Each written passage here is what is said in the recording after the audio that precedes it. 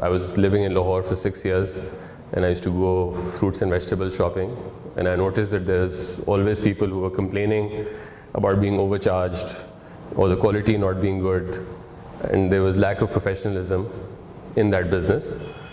And it was surprising to me that, Pakistan being a big producer of fruits and vegetables, no one has really ventured into the retail side properly.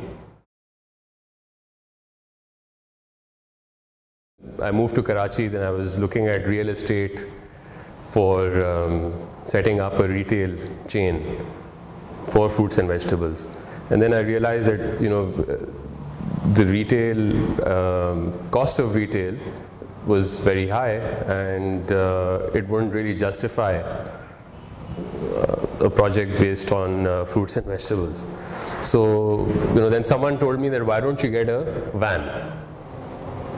And I said, well, just getting a van is not good enough. I think it needs to look good as well. So then I went to this architect, Tariq Kaisar. He's the guy who designed Espresso. So when I met him, he was shocked. He was like, you've got to be joking. You want me to actually design a mobile outlet for you. And he's done a fantastic job, and I'd like to give credit to him for making it look like it does. And aesthetically, I feel he's done a great job, and in terms of utilizing the space also. This is just the beginning, because I don't want this to be a purely elitist sort of concept. I've started it in Defence in Clifton, but the idea is to take these vans to other parts of Karachi as well. We're also looking very aggressively into the home delivery side of things. So that's another channel which we're very keen. We've already started a pilot for home deliveries, and the response has been fabulous, beyond our expectations. So I think we'll probably grow on the home delivery side a lot.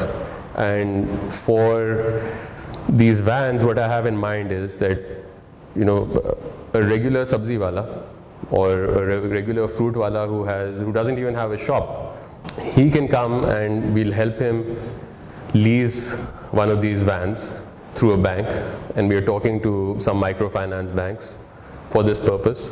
And so that way the fruit vendor or the vegetable vendor gets mobility, which he doesn't have right now. So he can probably take the van to a congested area and sell his produce, whereas right now he has to wait for the customer to come to him.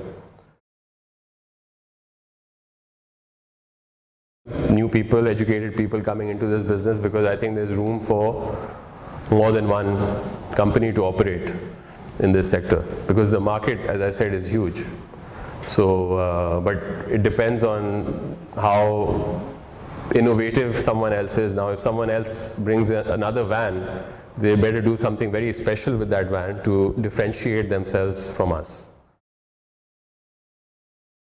Okay, that's another question that I keep getting asked, that okay, is this organic? No, the thing is that it's not organic at all, and I would be lying. Or anyone, I think, who claims to have organic produce in Pakistan, I think there needs to be a serious question mark on it, because you've lived abroad, so you know that there's an elaborate certification process that farms have to go through, and it takes years for a farm to get organic certified.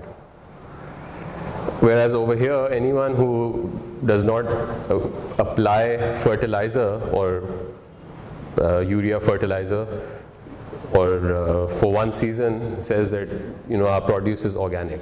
Now and the definition of organic also, people need to understand, it means that there's no pesticide, there's no inorganic fertilizer used, and there's no residual inorganic fertilizer in the soil as well.